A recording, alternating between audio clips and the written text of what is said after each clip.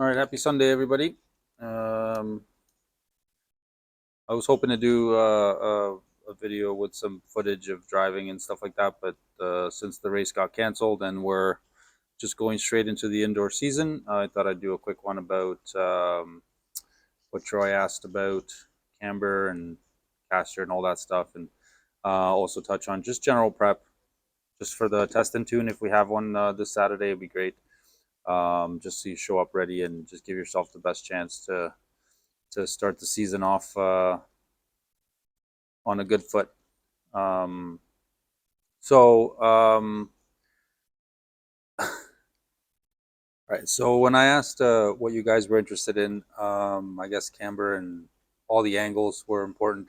Um, I would um,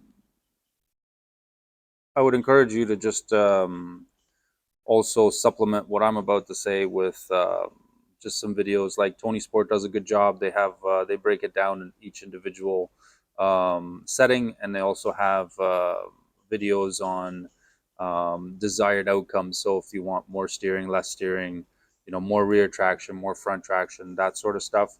And it's a good watch. They do a really good job. Um, I'm not sure why more places don't do that, but it's really cool. And then there's JQ, who does it more with off road, where he does the invisible speed thing, but he has Hagbard on there as well. And who else? The old Zeeleys, or Michael Salvin from Serpent did some stuff on 8 scale. And all of it like really translates, or maybe it'll give you an idea to try something, or but definitely sort of try to watch those things and see how they relate to what you're experiencing when you're at the track. So for me, every time we go indoors, I usually start with the same thing. So just as a starting point, with the gravity tire, because we do use the gravity tire.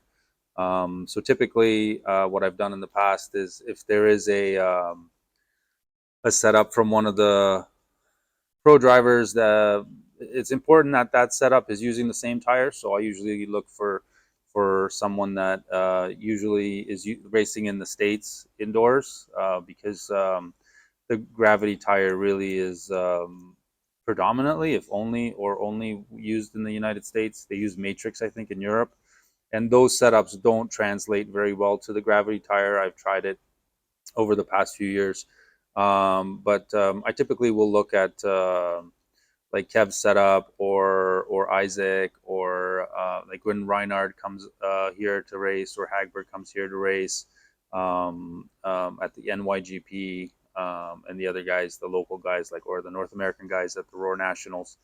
I'll usually try one of those setups or some aspects of those setups, to see what it feels like, or use them as a starting point and see if there's anything to build on from there. Sometimes I try them and they're so alien to what I'm trying to do driving the car, that I just don't go anywhere. But I usually dedicate about a day to it and see if I can make it work or not. What I would recommend is, you try and start as close to the kit setup as possible, which is typically what I gravitate to when these experiments don't work out, and then work your way from there. So the way I'm going to tackle, for example, this first test and tune day is, I am trying a new chassis, or a slightly different chassis, but I do have the stock setup.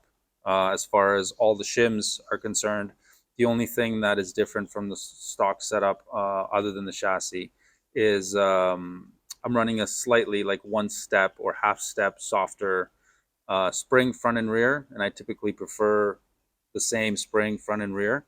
With the spring cars, when I had my Automatics, the rear was always a lot stiffer. But I'm just finding with the regular shock and spring car to have the same spring and oil front and rear seems to work best for me. Now, there are some folks out there, and some of the newer setups that have come out throughout the summer, for this car in particular. And actually, if you look at all the setups for all the different cars, there is some similarities, but they seem to be going to a stiffer rear spring, I think that has to do with the new D-Spec tire that everybody's running outdoors now. It has a lot more side bite. But anyways, we're getting away from the topic here. So yeah, so indoors, I usually start with 2 degrees of camber front and rear, 4 degrees of caster in the front, 3 degrees of quote unquote caster in the rear. And I typically don't change the rear ever, and I don't change the caster in the front ever. So that usually stays like that forever. Um, as far as the locations for the shocks for this type of car, I just keep them in the middle, and that's where I start. Um, like I said, everything is pretty much kit setup other than the chassis and the springs. Uh, the shims for the bump steer and Ackerman. Um, so in regards to that, just quickly, the more shims you add here, the more bump steer you have, and the more turn in the car has. So I usually, if I'm um, trying to get the car to pivot more in the middle of the corner, I'll use that as an adjustment, but not very often. Usually it's depending on the track layout, and it's a kind of a one change, do it, and then that's it. But yeah, so the other aspect of it, of course, is once you've picked a setup on the appropriate tire, appropriate surface, um, choose a body that is somewhat, and I hate to say this because it's unoriginal, but try to pick a body that is somewhat competitive, right? So um, at this point in time, I guess the easiest ones to pick would be the Twister Speciale, the Wolverine.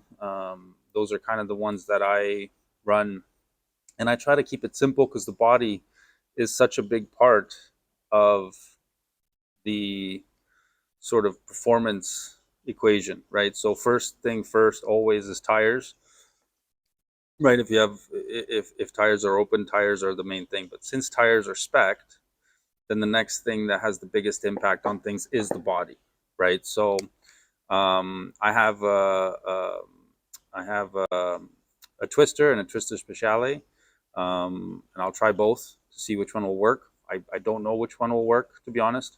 So I usually have those two with me, but try to stay away from running antique bodies and stuff like that, and um, running the latest and greatest or whatnot. If you're trying to achieve some sort of consistency, and you want to at least be in the ballpark, right? So when I was saying in the previous video that you shouldn't worry about lap times, and you shouldn't worry about winning or losing, just kind of work on yourself. I mean, all of that is true, but you also don't want to get discouraged, right? We want to try to make sure that um, everything is fun, right? So get something that is sort of tested and tried, and just stick with that, and then go from there. As far as far as what are some of the most important things when you're going to head into the test and tune, I would say just making sure the car is square, so left to right. Like your toe is even left to right, camber is even left to right. So set all of that, set your ride height, set your droop, do your tweak, everything. So when you show up on Saturday, you can just spend time charging batteries and getting on track. You know, moving from outdoors to indoors, there's a lot less time to think. Corners are coming up a lot faster, and you want to just not worry about the car, if you will, right? So, and also don't worry about the setup right away. Don't worry about anything on the car right away. Um, the carpet will have been rolled up for the whole summer, so it's going to take a while to get it bedded in and to get some nice groove into it. So just drive your car and concentrate on not overshooting, staying on the racing line, trying to get out of the corner as fast as possible. Um, um, right. So don't do anything this test tune other than drive, and just get used to it. The other thing that is important, making sure everything is square, is your steering linkage. I found on all the cars that um, club members have asked me to look at, one of the the most common thing that is not okay on the car, and it makes it really inconsistent left to right, whether it turns more left than right or the other way around, or the rate at which it turns left or right is different. And I'm not talking about tweak. What I'm talking about is the steering linkage itself. So one rod will be longer than the other, or the linkage here will be sort of straight up and down, which then gives you a different rate of steering left and right. So you want to get that all set up to kit spec, and make sure everything is even, so that you're building not only the consistency in you when you're driving the car, but you have, a consistent thing to drive. If it's different every single lap, because the droop is different, camber's different, tweak's not set, all that stuff, then it's really hard to be consistent, to drive it consistently. So let's eliminate all of the controllables, and then you can just work on you driving the car. All right. So yeah, sorry the race got canceled. I was going to do some footage of driving and stuff like that, but unfortunately that's not going to happen.